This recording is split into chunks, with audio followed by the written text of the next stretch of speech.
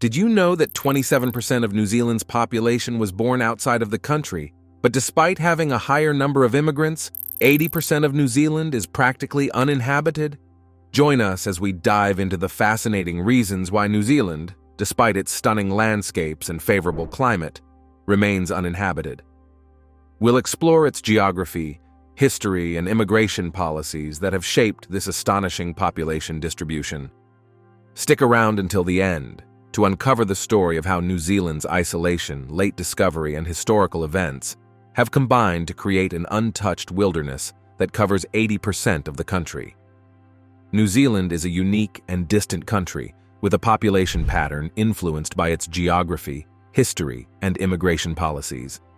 Despite its vast land and favorable climate, New Zealand has a relatively low population density, with most people concentrated on the North Island. Several factors contribute to this population distribution, including its late discovery, geographical isolation, mountainous terrain, unpredictable rainfall, limited arable land, and historical development as a settler society. New Zealand's geographical isolation plays a significant role in its population dynamics. It's situated far from major landmasses and occupies a central position in the southern hemisphere. Its closest significant neighbor, Australia, is roughly 2,000 kilometers away across the Tasman Sea. This extreme isolation makes New Zealand one of the least densely populated regions globally. Historically, New Zealand remained undiscovered and unaffected by external human contact for most of its history. Polynesian explorers likely stumbled upon the islands in the 13th century by chance. However, continuous European contact didn't begin until 1769, when British sailor Captain Cook explored the region, nearly 5 centuries after the Maori settled there.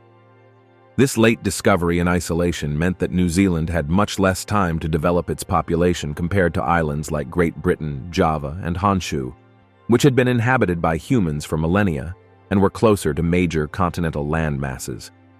In the 13th century, New Zealand had no population, whereas islands like Japan and Great Britain already had millions of inhabitants. This difference is striking since New Zealand only surpassed 5 million people in the 21st century. A larger initial population provides a foundation for future growth as more individuals are available for reproduction. The Maori in New Zealand started their population from scratch just 800 years ago, which, historically speaking, is relatively recent. Their population subsequently faced a significant decline due to factors such as the introduction of European diseases, conflicts with colonizers, and the imposition of unfamiliar legal systems.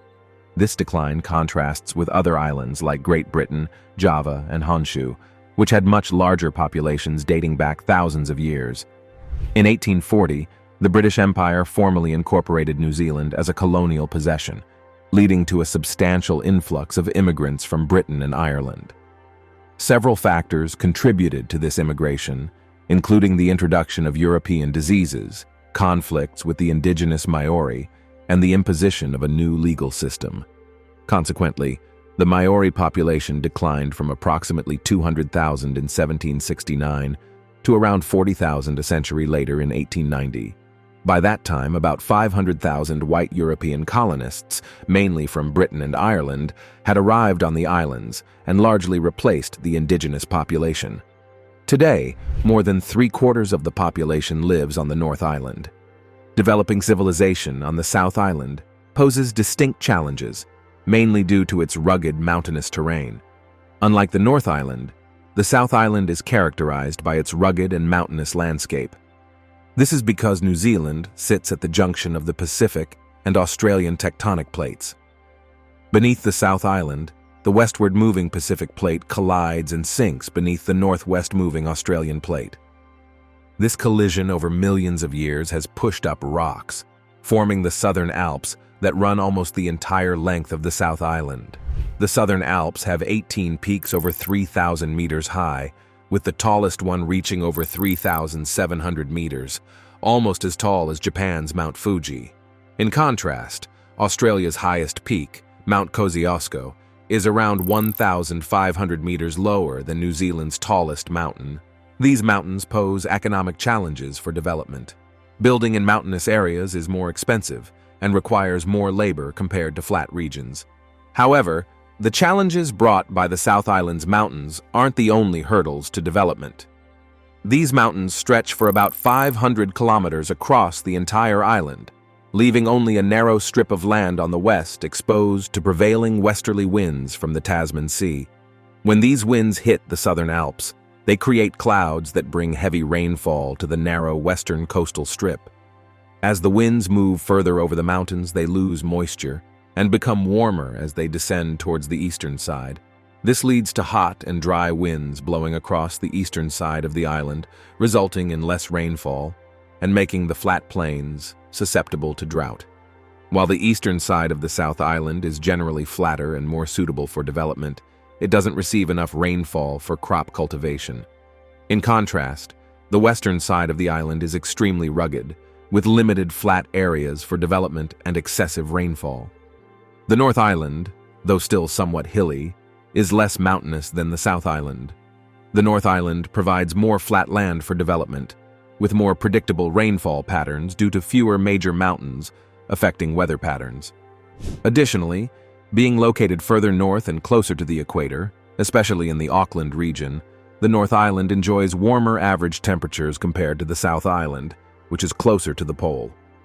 Both islands have volcanoes, but those on the South Island are currently dormant and haven't erupted in centuries. In contrast, the North Island's volcanoes are still active, with occasional small eruptions in recent decades. These eruptions have led to the presence of limited fertile volcanic soils on the North Island, which are absent on the South Island. The combination of flatter land, more reliable rainfall, warmer temperatures, and slightly better soils on the North Island supports agricultural activities and a larger population. Therefore, it was inevitable that, over time, the North Island would become home to over 3/4 of New Zealand's total population. However, it's important to note that while the North Island can accommodate more people, it also has limitations. Major volcanic eruptions are rare in the North Island, with only 13 in New Zealand's history. In the past century, the North Island has experienced only 4 minor eruptions, whereas the South Island has seen none. Immigration has played a crucial role in New Zealand's population growth. In the past century, immigration has accelerated. Initially, policies restricted the number of non-white immigrants allowed into the country, limiting immigration and population growth. However, these policies were relaxed after World War II. It took centuries for New Zealand's population to reach 1 million, around 1911. Currently, it took 45 years to reach 2 million, another 20 years to reach 3 million, and another 30 years to reach 4 million. However, it only took 14 more years, from 4 million in 2006 to 5 million in 2020, to add another million people. The majority of recent growth can be attributed to immigration. Since 2008, the New Zealand government has set a target of 45,000 new immigrants per year, with an additional tolerance of up to 5,000 more. Between 2013 and 2018 alone, 270,000 new immigrants arrived in New Zealand from abroad. However, the new immigrants are not evenly distributed across the country. The majority tend to settle in the largest city, Auckland, which offers the best flight connections to their countries of origin. This rapid growth has raised concerns about its sustainability. By 2022, the average house price in Auckland had surged to over $1.1 million, while the average annual salary remained at just $44,000. The affordability challenge in Auckland places it among the least affordable cities globally for home ownership. The average house price equals a staggering 25 years' worth of the average salary.